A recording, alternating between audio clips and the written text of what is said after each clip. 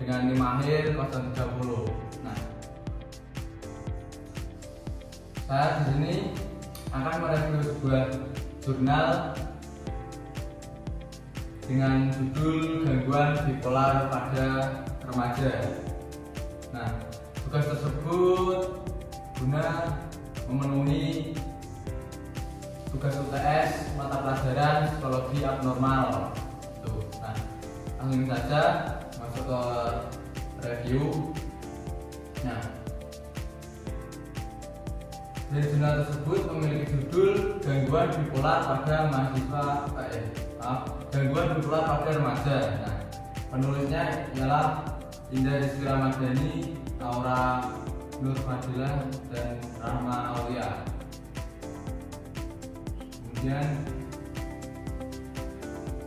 latar belakang dari peneliti, yaitu penelitian ini berangkat dari meningkatnya kasus gangguan bipolar pada remaja, satu kelompok usia yang sangat rentan terhadap perubahan emosi dan tekanan sosial. Nah, remaja sebagai masa transisi memiliki kecenderungan tinggi mengenai fluktuasi suasana hati, dan jika tidak dikenali sejak dini dapat berkembang menjadi gangguan psikologis yang serius.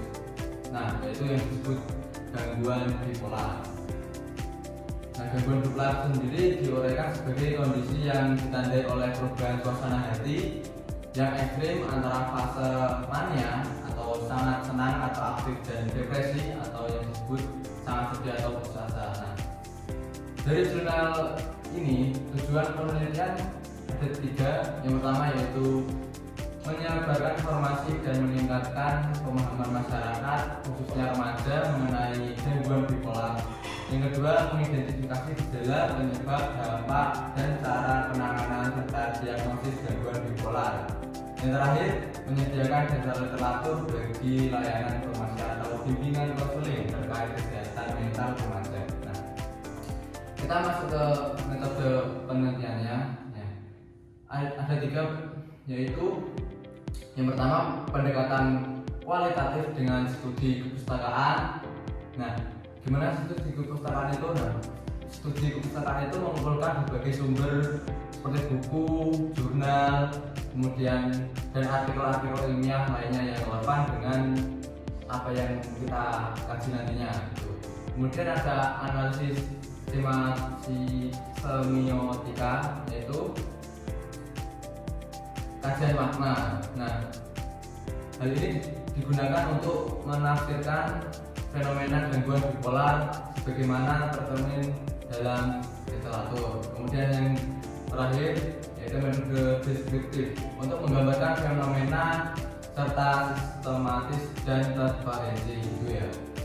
Kemudian isi pembahasan utama ada pengertian dari gangguan bipolar sendiri. Nah, pengertiannya yaitu gangguan bipolar adalah gangguan mental kronis yang bersifat episodik dan ditandai dengan perubahan ekstrim pada suasana hati, energi, dan aktivitas. Nah, penyakit ini dahulu dikenal sebagai manic depressive disorder. Nah, kemudian masuk gejala pada remaja. Nah, gejala bipolar pada remaja meliputi yang pertama ada perubahan suasana hati itu ekstrim dalam waktu yang singkat, kemudian bicara cepat dan pikiran melompat-lompat, kemudian ada tidur sedikit tanpa merasa lelah, kemudian mudah tersinggung, impulsif dan sulit fokus, kemudian penurunan motivasi dan keinginan beraktivitas, dan terakhir munculnya perasaan tidak berada atau keputusasaan. Nah, kemudian masuk ke usia yang rentan. Nah, kasus bipolar paling banyak muncul antara usia 15 sampai 24 tahun dengan rata-rata diagnosis pertama di usia 21 tahun. Nah, remaja laki-laki cenderung menunjukkan gejala lebih awal dibandingkan dengan remaja perempuan. Nah, kemudian masuk ke penyebab gangguan. Nah, faktor genetik menyumbang 80% resiko diturunkan dari keluarga. Yang kedua ada faktor neurokimia, yaitu ketidakseimbangan seperti serotonin, dopamin, dan norepinefrin. Kemudian faktor yang ketiga yaitu faktor lingkungan, bisa saja stres, trauma, penyalahgunaan zat, dan gaya hidup yang tidak sehat.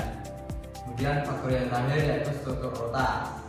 Nah, struktur otak terdapat perbedaan yang signifikan pada fungsi otak penderita bipolar sendiri. Kemudian ada dampak negatif.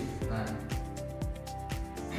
dampak negatif dari gangguan bipolar sendiri, yang pertama ada gangguan hubungan sosial dan pekerjaan, yang kedua ada masalah keuangan akibat berlalu impulsif, yang ketiga penyalahgunaan zat seperti narkoba, alkohol, dan lain-lain. Kemudian ada yang keempat ada resiko tinggi bunuh diri, yang terakhir ada gangguan kesehatan fisik atau obesitas serta penyakit jantung. Kemudian penanganan pada penderita bipolar biasanya bisa ditangani dengan menggunakan yang pertama ada obat-obatan, ya. Obat-obatan itu seperti obat antidepresan, antipsikotik, dan stabil mood gitu. Kemudian ada terapi psikologis. Ya, terapi psikologis juga membantu remaja mengelola emosi dan kebiasaan dan CBT juga bisa. Kemudian ada dukungan sosial. Keluarga itu juga perlu memberikan perhatian dan kesabaran. Keempat, manajemen aktivitas membantu remaja dalam rutinitas harian agar lebih stabil.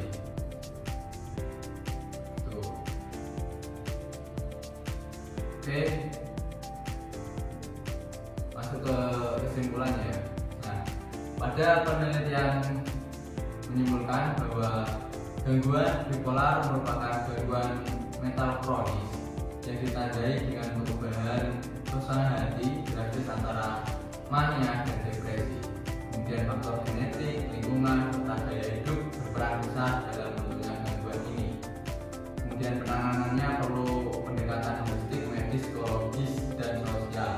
Kemudian ada langkah-langkah pencegahan dapat dilakukan melalui yang pertama ada edukasi tentang kesehatan mental.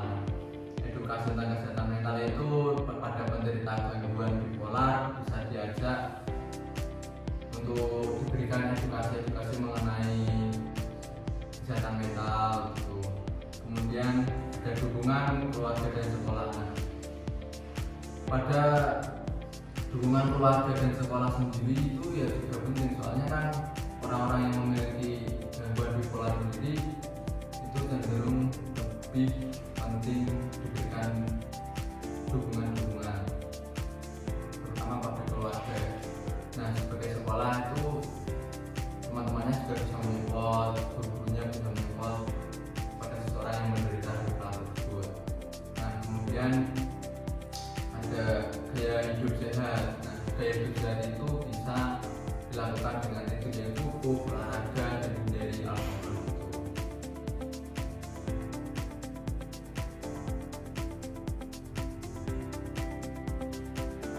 Oke, sekian dari saya. Sampai jumpa. Apa yang aku harap aku tahu saat temanku sedang terpuruk, jangan mencoba memperbaiki, cukup temani saja. Jangan bilang semangat ya, dengarkan aja. Begini caranya. Langkah pertama, hadir. Ada di sana secara fisik, ada di sana lewat pesan tanpa tekanan, cukup kehadiran. Katakan, aku di sini kalau kamu mau cerita dan sungguh-sungguhlah. Langkah kedua, dengarkan. Jangan menceramahi, biarkan mereka bicara, ulangi apa yang kamu dengar, katakan, kedengarannya kamu merasa, dan hindari solusi cepat. Diam itu tidak apa-apa. Langkah ketiga, tawarkan bantuan kecil. Tanyakan satu hal spesifik, mau aku temani, atau aku belikan kopi. Lakukan itu. Ingat sedikit, hargai batasan mereka. Kalau mereka butuh waktu sendiri, tanyakan lagi nanti. Kamu tidak perlu menyembuhkan depresi untuk berarti kehadiranmu yang stabil itu sudah berarti break. Kalau mereka ingin bunuh diri atau dalam bahaya, segera hubungi profesional.